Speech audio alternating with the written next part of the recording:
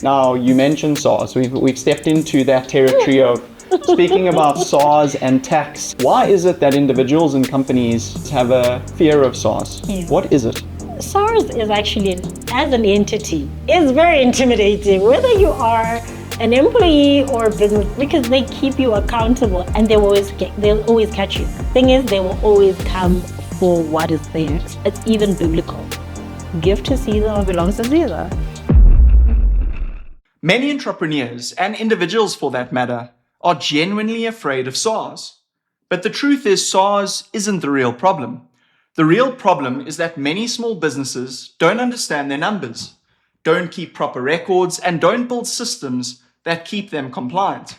In this conversation, we unpack why tax compliance matters, how entrepreneurs should think about their finances, and why understanding your numbers is one of the most powerful advantages you can build in your business. If managed properly, SARS can become a reason your business grows.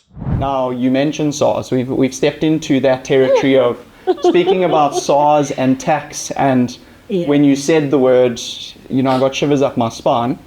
Why is it that individuals and companies or businesses have a bit of a fear of SARS? Yeah. What is it? SARS is actually, as an entity, is very intimidating, whether you are an employee or a business, because they keep you accountable and they're fair, right? They're strict, and I'd say they're the only organization in this country that actually works. They're unbelievably efficient. They are so efficient, and they'll always catch you. The thing is, they will always come for what is theirs. It's even biblical. Give to Caesar what belongs to Caesar. Like, pay your taxes. That is true. And let's unpack the attitude towards SARS. It's the fact that oftentimes when you come across SARS and interactions with SARS, it's from a negative connotation where they actually have targeted a certain person, and this person owes 100,000. You're like, 100,000? How? You're none of. That's how we speak when it comes to SARS. That comes from me. It's like worse than the cops. And the hand goes into the bank account. And then they take my money. What about, right? But because those business fundamentals, we lack them, you don't understand what tax actually means. Don't understand how tax can actually help you, because there are certain clients who just prefer to work with VAT registered vendors, right? You don't understand that me being VAT registered, me being tax compliant is one of the most basic yet powerful ways for me to continue running my business. Because once you're flagged as non-tax compliant, your bank account gets closed, you can't be on CSD, you're now in debt, accumulating debt. You are literally working at a loss already.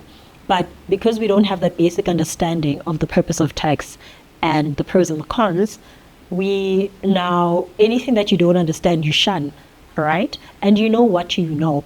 So taking an interest in tax matters as small businesses will actually enable us to be more comfortable and accept SARS is not going anywhere. They're always going to want their 27%. And it's just the way it is. It's just the way of the world. And you have to work with SARS. Those are people at the end of the day. If you've established a payment agreement, stick to the payment terms.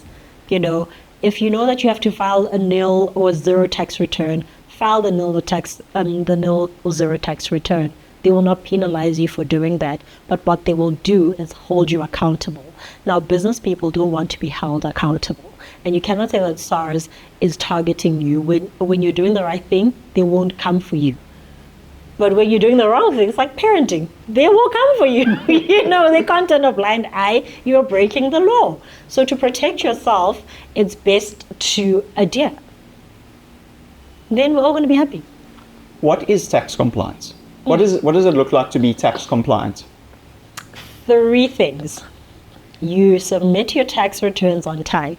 Firstly, you are registered for the correct tax types, right? You have income tax there, you have payee. If you are eligible to, you have provisional tax, you register for the correct tax, number 1. Number 2, you submit your tax return on time. Please do that. And then number 3, you have updated all your information there. There's a correct bank account, the correct address. If you're married, you've changed you from Miss to Mrs., whatever it is. You've kept your SARS profile active and up to date, right? And these are the 3 things that will qualify you to get the tax clearance PIN. Now, people just want a tax PIN by virtue of having a tax PIN, but when you go look there, there's still like a tax return lingering in the air from 2021, 2019. And when you ask them, no, I thought someone did it for me. But SARS, actually, if you are going to have a third party, they need to know that there's a third party handling my tax matters. But if not, then you are the person that has to account for what happened that year. And you will have to pay then, to rectify that issue, because now we're assuming that. And now with the whole auto assessments, they will find you. You can have any bank account wherever, they will find you. They will find you. So there is no hiding from SARS. I think we just have to reach a point where we're comfortable with tax and not see it as an enemy. You said a lot about tax compliance, and it gave me PTSD to me filing my own personal tax returns. You go onto the e-filing website, you log in, you search around for the password that you forgot from a year ago. You then find your way in, there's a wizard that you click and it says, fill this out, fill that out, and then you're having to pull out IRP5s and this and that and the next thing. And a lot of the questions I just don't understand. Now, I'm guessing it's much different for a business. They're not only doing their personal, but they're doing their business as well. And I'm sure a business owner just wants to go and get, Lerato just wants to go get cleaning opportunities. Yeah. She wants to execute on them. She doesn't have the time to manage her taxes as well. What's the options available to Lerato? Is she going on and doing YouTube videos, crash courses, maybe getting a degree in tax to file her tax returns? What other options are there? Because again, Lerato also doesn't have thousands of rands every month to hire a full-time financial assistant. What options are available for her to keep up to date? Because it seems like if you're not up to date, there's lots of risk. Yeah. What I love about SARS, and all these agencies is that there will always be an FAQ section. There will always be a step-by-step guide. You don't always have to outsource anything and everything. But when it does come to tax, you have to be careful, because where there's money involved, there's an element of seriousness that's attached to it. Education is power. So entrepreneurs have to empower themselves to be able to interpret, speak to the numbers, and also file tax correctly. Because once you find that we don't understand what are these transactions, every year you're saying that you're filing a nil report, but your bank statement says something else, and they've done an auto assessment and they've seen that, okay, this person actually has money and you owe us about 14K, for instance. And you're just like, no, but how? So you also need to understand what's taxable income, what the percentage is. And if you go onto the system, there's a Lwazi AI bot there. Okay. Lwazi will help you with whatever query you have. And like I said, it's basics. That is basic tax. Like submitting your own tax return is basic tax. And use the internet. The internet is not for scrolling and dancing and gossip. It's there to empower you. There's step-by-step YouTube videos. They have a PDF that you can follow at your own, to be able to understand what these terms are, what's expected of me. And AI, AI. If you are thinking, okay, SARS has done an auto assessment, they say I owe a particular amount, but I'm not understanding, you can literally pull out all of your bank statements, go put them on chat, be like, they say this, it's there for you. It's there to empower you. But if you have access to a tax practitioner or even a student who's done tax, they can help you out with that. First resort is to set an appointment, telephonic appointment, virtual appointment. Go there physically, go to SARS so that they can help you interpret it. Use the people. They are there for a reason.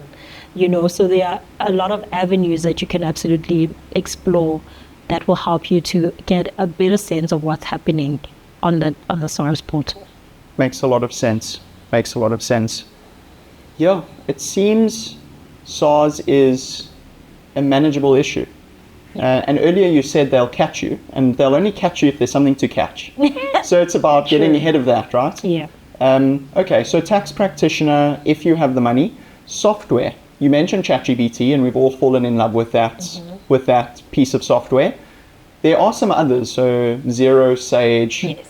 Are there some things, those pieces of software that small businesses should consider to use? But before we hear the answer to that, let me share something important. One of the biggest challenges entrepreneurs face isn't just access to funding. It's understanding the type of funding they actually need. Most people search broadly: business funding, small business loan, funding for my company. But funding doesn't really work like that. In reality, there are different types of funding designed to solve different problems in a business. For example, if you've won a contract but need capital to fulfill the order, that's where purchase order funding or tender funding comes in. If you've already delivered work and you're waiting 30, 60, or even 90 days for a customer to pay, that's where invoice funding can unlock the cash that's already sitting in your business. This is what we call fit-for-purpose funding, matching the right funding to the specific problem your business is trying to solve. And that's exactly what Sourcefin tries to do. Instead of trying to force every business into a generic loan, Sourcefin works with the entrepreneur to understand the opportunity, structure the right type of funding, and help them unlock growth. If you want to learn more about the different funding tools that exist, we've also created a video explaining 10 different types of business funding and how each one solves a very specific business challenge. I'll link that below. So instead of searching broadly for funding, start by understanding the problem you're trying to solve and then look for the funding designed to solve it. And if you're not sure where to start, you can always reach out to the team at Sourcefin. Now, let's get back to the episode. Yeah. Accounting systems and financial management systems where they track what's coming in and out of your business, even though they are very affordable. I think that other one is like 27 Rand per user. You have 27 Rand, okay? I think you have 27 Rand as a business, especially if it is a company expense and you can see that I'm going to be using this for a long time. And it will make your job much easier, and you're going to be less stressed and anxious, because when you're anxious as an entrepreneur, you struggle to focus on what's important, because you're worried about tax, so you're wasting time on the lines and stuff. So when it comes to record keeping, we lack a lot when it comes to that. That's why even we struggle to qualify for funding, because we don't have records. We even struggle to maintain an active and keep an active bank account, So when you're going to use software to assist you, you are even going beyond just the tax matters. You're setting your business up for investment. You're setting your business up for better opportunities. You're setting your business up so that you're able to build a story that someone could actually be on the other side of the table and see how far you've come and how further they can take you. So don't take advantage of the systems that exist. They are there for you to grow. They're there for your growth. So I'd say that I'm a big advocate for systems. And does an entrepreneur need to go through a course understanding balance sheets, or I think they're called statements of financial position now? Then there's statements of comprehensive income, which is a income statement. Do you think it's worth them taking a crash course YouTube video on what is income, what is expenses, what is profit, what is gross profit, all of those fun terms that are important to SARS? Yes. Business jargon. As a business person, you need to know what we're talking about. Some people, you have to even explain the difference between revenue and turnover. You have to explain, you have to go that far back, when you start with the basics. So, but I would say that beyond just business acumen, behavior, business English, communication, that whole etiquette side of business, then the second most important course that you need to take is the financial management business, because you have to speak to the numbers. You have to speak to the numbers. You cannot be in business and have been operating for about 3 years, you're not even breaking even, but you have repeat clients, you have clients every month, you're working, right? Similar to a client we were dealing with, a brilliant young business based in Pretoria. I don't know if I should talk about them, but let me just give you just their background. And they have they are in the welding industry, so steel manufacturing, they make beautiful products.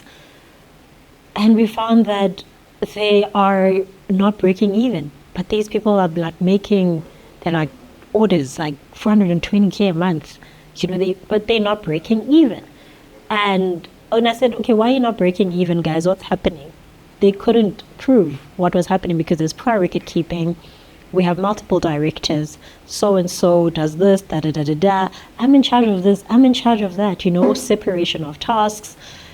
And everyone just comes and does their thing and leaves. And no one could actually quantify how much we've made. When I spoke to all two directors, someone said we're breaking even, someone said we're making a profit, when actually we are not making any money, right? But had they had a central system where we're able to input, make all our transactions on and track what's coming in, what's going out, it tells a clear story because the numbers never lie. Yeah, and I suppose that's the first bit of evidence, or you said a little bit earlier, I think it was it funding is the greatest opportunity, but also the biggest great exposure. The great exposure. Yeah. And I suppose, how do you get ahead of exposure? It's understanding income and outflow, so income and expenses. Yeah. And if your expenses are bigger than income, you need to understand what is the driver, and is there a way for us to fix that driver, or is there a way to increase the revenue so that we can cover that driver? Nice one. You made it all the way to the end of the video. And now the focus shifts to you. You're early. This channel has less than 500 subscribers, and we're only just getting started. The Great Enabler podcast was built to share real wisdom from people who've actually built businesses so that more entrepreneurs like you can grow something meaningful. If that resonates with you, subscribe and join us. Let's build this platform together. Be one of the early adopters and join the first 1,000 club.